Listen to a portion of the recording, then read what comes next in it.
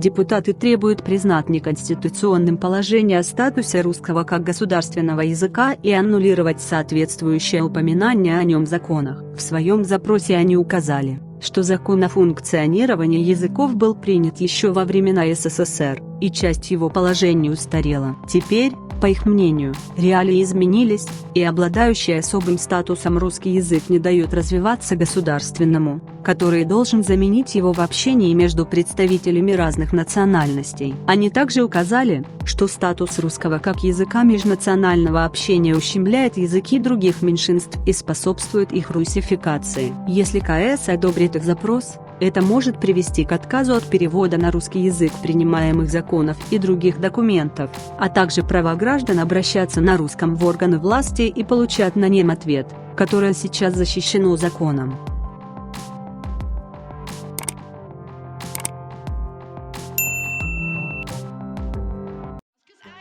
Albatross, yeah.